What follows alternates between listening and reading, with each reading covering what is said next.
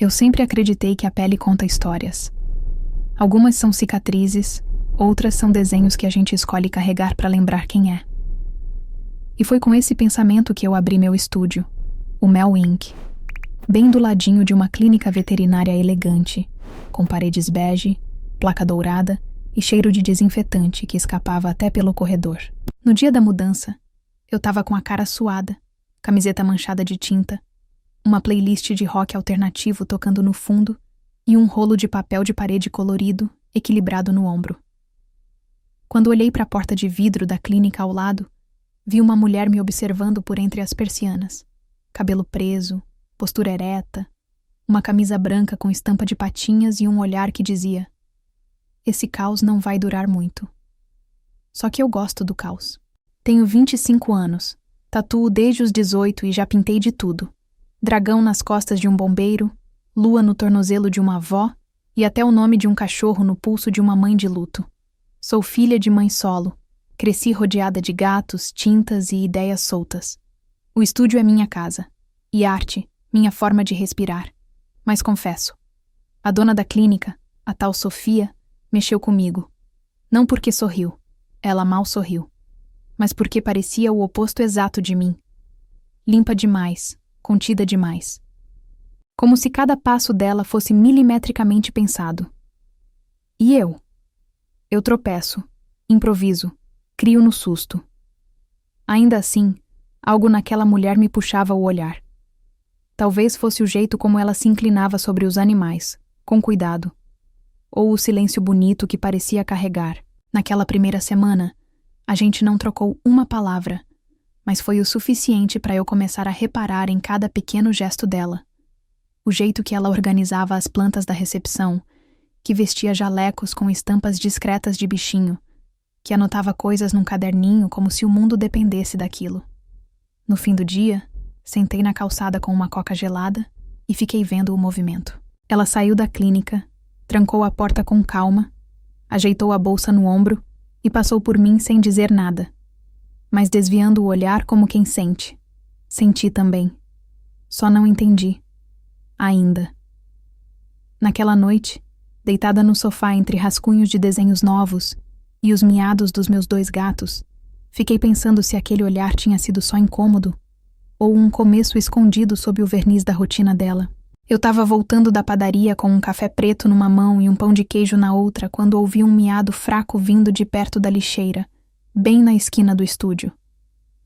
Achei que fosse coisa da minha cabeça, mas aí ouvi de novo, mais insistente. Me aproximei devagar e lá estava ele. Um fiapo de gato, magro, sujo e com um olho meio fechado, como se o mundo já tivesse sido cruel demais para ele. Me agachei, larguei o café no chão sem pensar e estendi a mão. Ele não correu, só me olhou daquele jeito que bicho olha quando tá no limite entre confiar ou desistir. Catei ele com cuidado, enrolei numa das minhas blusas e, sem nem pensar direito, entrei na clínica da Sofia. A recepcionista até tentou me parar, mas eu fui direto. Sofia estava terminando um atendimento, de jaleco azul claro e expressão concentrada. Quando me viu com aquele embrulho vivo nos braços, ela ergueu as sobrancelhas. Preciso de ajuda, falei, mais firme do que educada. Ela não disse nada. Só estendeu os braços, pegou o gatinho com cuidado e desapareceu para dentro. Fiquei ali na recepção, suando, sentindo o cheiro forte de antisséptico e tentando decifrar o que estava acontecendo comigo. Uns 15 minutos depois, ela voltou. Desidratado, machucado, mas estável. Você pretende ficar com ele? Perguntou sem levantar muito os olhos. Pretendo. Respondi, mesmo sem ter pensado nisso antes. Então ele vai precisar de cuidados constantes. Ela continuou, agora me olhando de verdade. E foi aí que eu percebi. Os olhos dela, por trás daquela frieza toda, eram absurdamente bonitos. Cor de mel, firmes, mas gentis. E mesmo que ela tentasse parecer indiferente, eu vi quando ela afagou de leve a cabecinha do gato antes de me devolver. Vou te ensinar o que precisa ser feito, completou, com aquele tom que mais parecia uma ordem disfarçada de favor. Assenti, meio sem saber porquê, e sentei no banco da recepção. Foi ali, entre uma orientação e outra, que a gente trocou as primeiras frases de verdade. Eu falei do nome que estava pensando. Patinhas. Ela arqueou uma sobrancelha, como quem achava tolo, mas não disse nada. Só anotou numa ficha. E quando eu estava indo embora, com o gato no colo e o coração meio esquisito, ela disse baixinho, quase como quem se trai: "Ele teve sorte de te encontrar."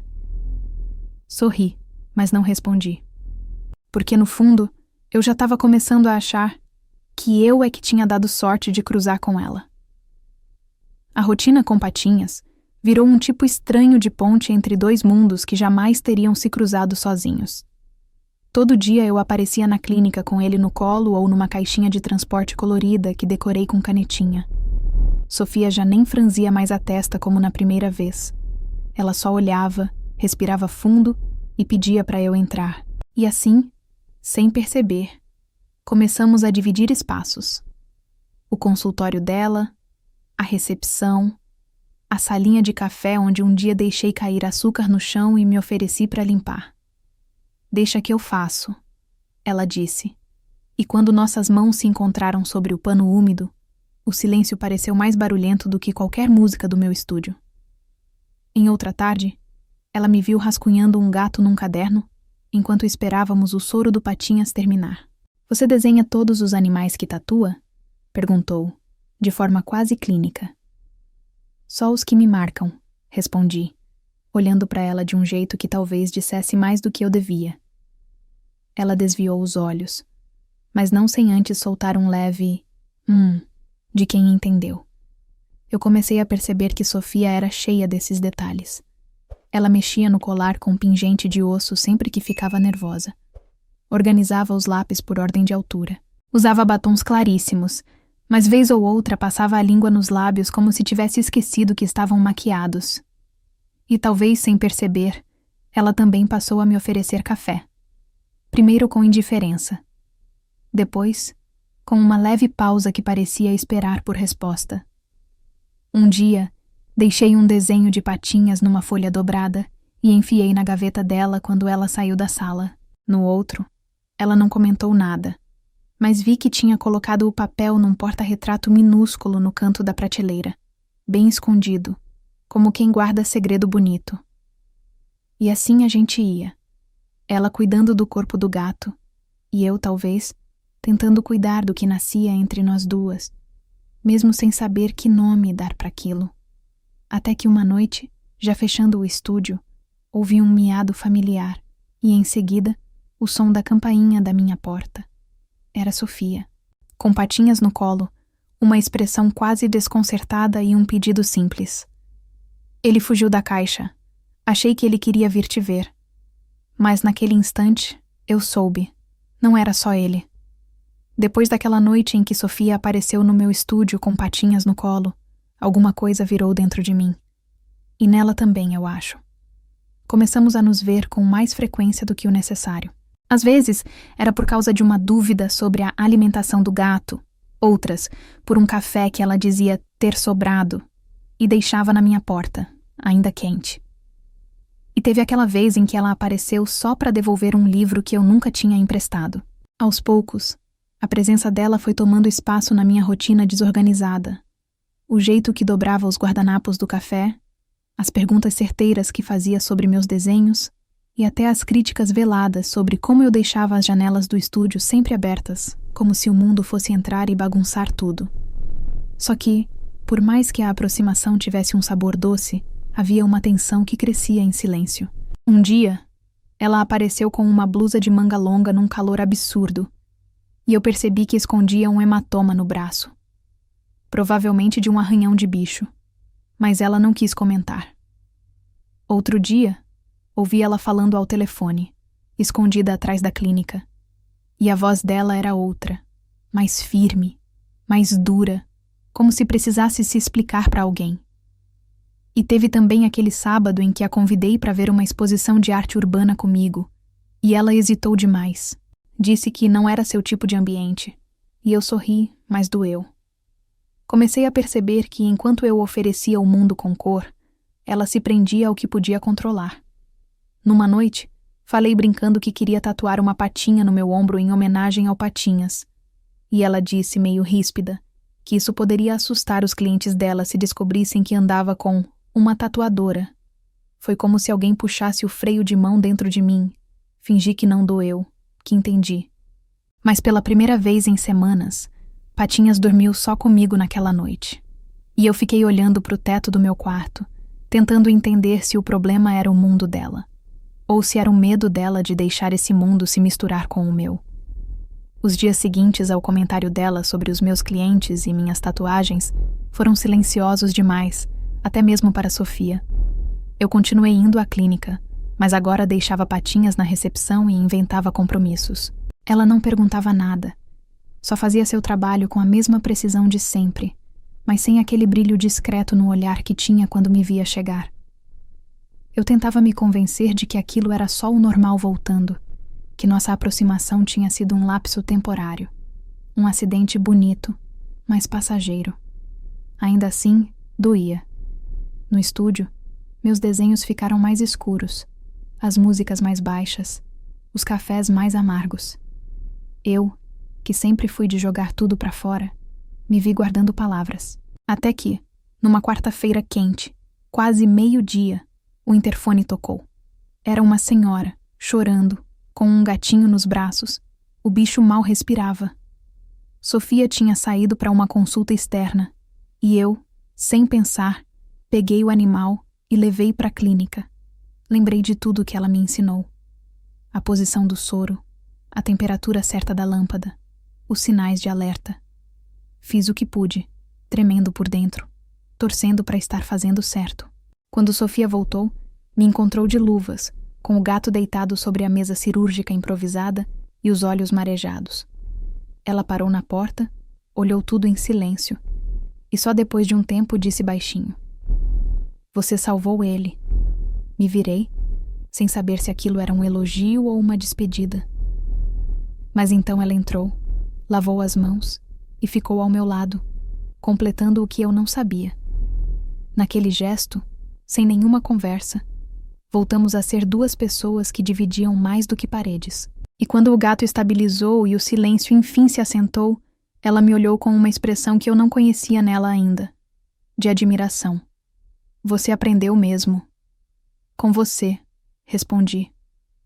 "E porque eu me importo, não só com os bichos." Ela desviou o olhar, mas não saiu.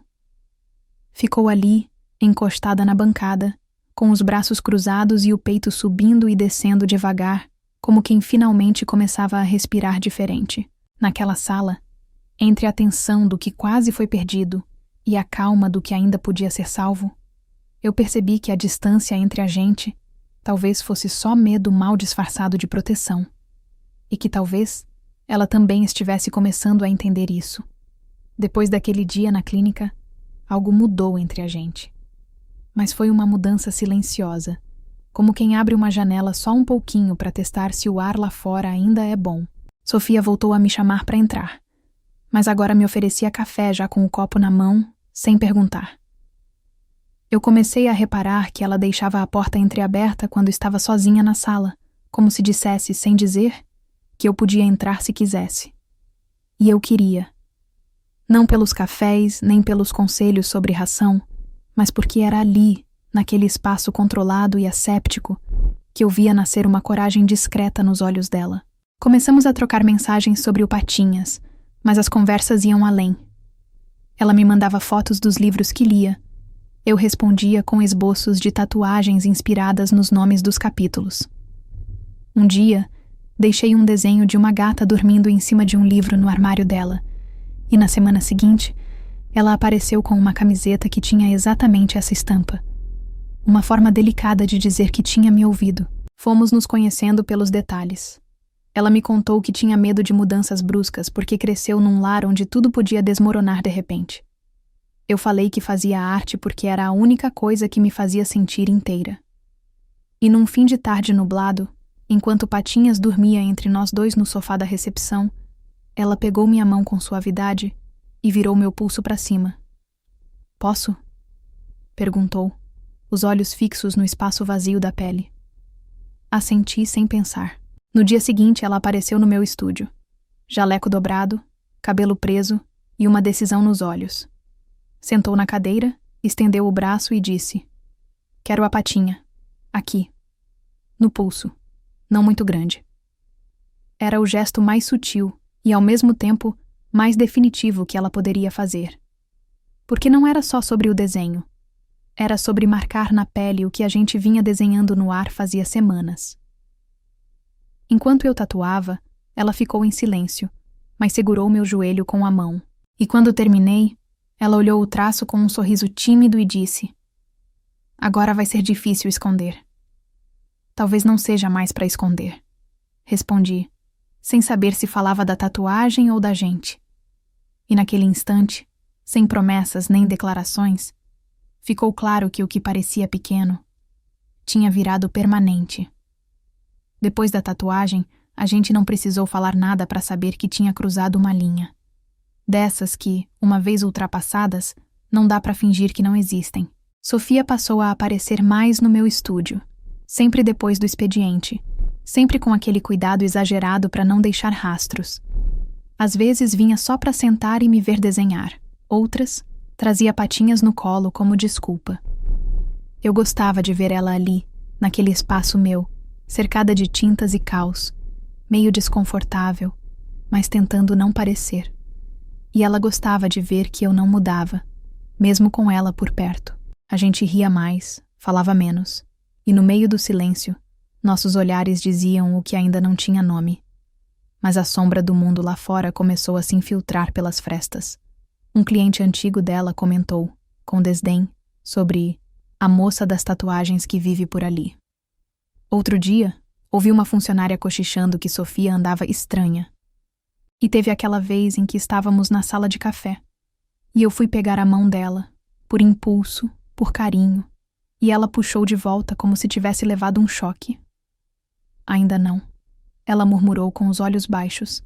Eu não briguei, mas também não sorri, porque naquele ainda não morava todo o medo que ela carregava, da família, dos pacientes, da cidade pequena onde todo mundo sabe de tudo. E eu tinha medo também. Não de ser vista, mas de ser deixada de novo. Naquela noite, ela não me respondeu às mensagens. Nem no dia seguinte. E eu, que nunca tive medo de silêncio, me via esperando um som, uma palavra, qualquer coisa. Quando fui à clínica, ela estava lá, mas não me olhou direito. Fingiu normalidade. Perguntou de patinhas como se tudo tivesse voltado a ser só isso. Fiquei parada na porta por alguns segundos, e antes de sair, soltei. Sabe o que é mais difícil? Não é o julgamento. É perceber que a gente ainda escolhe sentir medo em vez de sentir verdade. E fui embora. Ela não respondeu. E pela primeira vez, o silêncio entre a gente não parecia cheio de possibilidade. Parecia cheio de fim. Os dias que se seguiram ao nosso afastamento foram os mais silenciosos da minha vida, e eu detesto o silêncio. Patinhas sentia. Ele miava alto de madrugada, andava pela casa como se procurasse alguém. E eu entendia, porque era exatamente assim que eu me sentia. Tentei me ocupar. Tatuei sem parar. Redesenhei o estúdio inteiro. Pintei a parede do fundo de azul escuro. Mas nada calava o buraco que ela tinha deixado. Até que, numa terça-feira qualquer, uma das funcionárias da clínica apareceu no meu estúdio, nervosa. Você é amiga da doutora Sofia, né? Ela passou mal hoje, desmaiou no consultório. Está no hospital. Meu coração gelou. Nem pensei. Só fui. Cheguei no hospital com a respiração acelerada e a cabeça cheia de imagens ruins. Quando a encontrei, ela estava sentada na maca, com um braço com soro e os olhos vermelhos. De cansaço ou de choro, não sei. Ela me viu e, por um segundo, pareceu surpresa. Depois baixou os olhos e disse, quase num sussurro: Achei que você não viria. Achei que você não me queria mais por perto, respondi. E ficamos assim, sem dizer nada, até que ela começou a falar. do estresse, da pressão dos outros, do medo de desapontar todo mundo que esperava que ela fosse alguém intocável, perfeita. Eu me escondi atrás da minha profissão a vida toda, confessou. Mas você me fez querer viver por inteiro, não pela metade. Eu sentei ao lado dela e segurei sua mão. Ela não puxou dessa vez.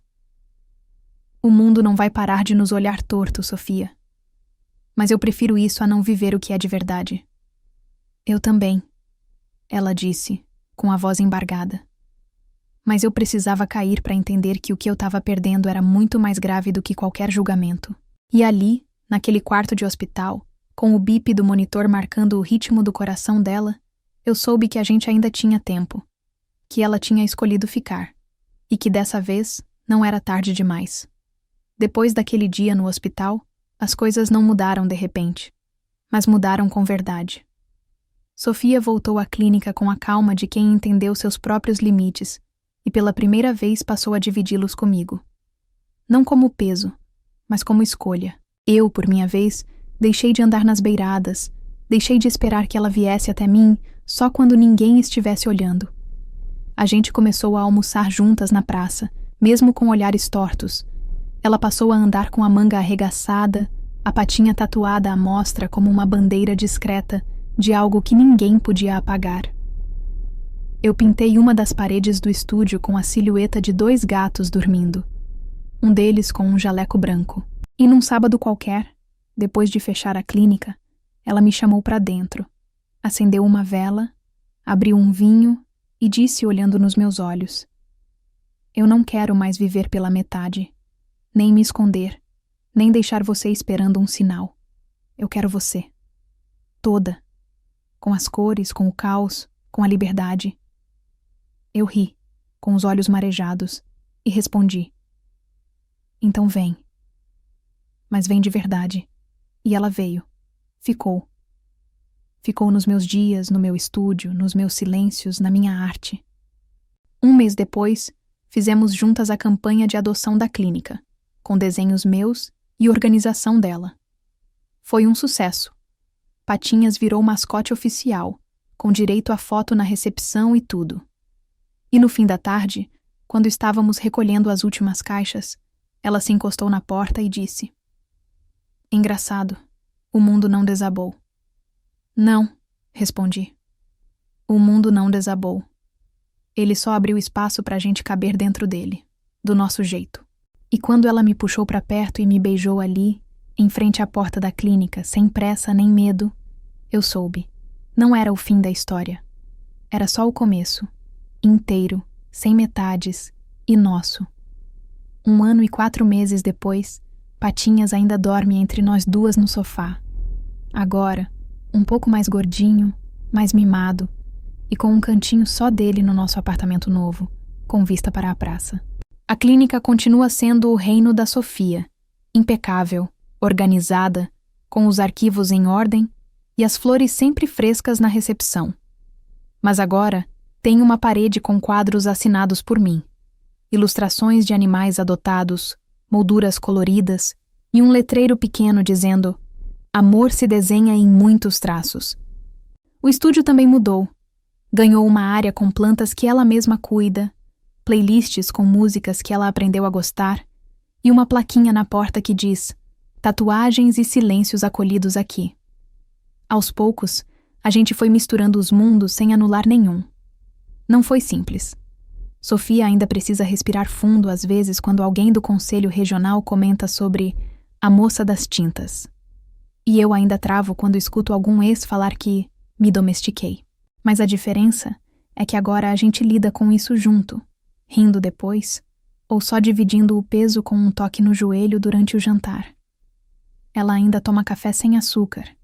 Eu ainda durmo tarde demais.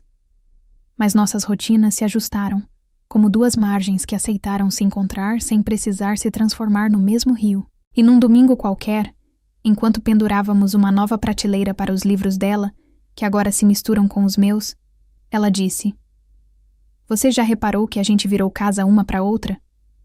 E eu ri, porque sim. Porque entre todas as versões de amor que eu já imaginei, Essa foi a que me tatuou por dentro. Uma que não precisou de promessas grandiosas, nem de perfeição, só da coragem de ficar, mesmo quando era mais fácil fugir. E foi assim, com patinhas espreguiçando no tapete e um sol gostoso entrando pela janela, que eu entendi. A gente não foi feita para caber nas expectativas dos outros. A gente foi feita para caber uma na outra. E aí, você já viveu um amor que parecia improvável, mas acabou sendo exatamente o que você precisava? Já sentiu medo de abrir mão do controle por alguém que te mostrou uma nova forma de sentir? Ou talvez já tenha enfrentado o julgamento dos outros só para viver uma história que era só sua? Conta aqui nos comentários. Quero muito saber a sua história.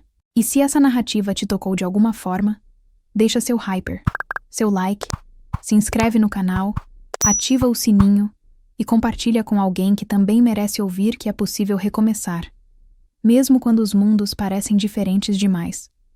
Porque no fim, talvez o verdadeiro amor não seja aquele que cabe no que a gente espera, mas o que transborda do que a gente jamais imaginou. Até a próxima história.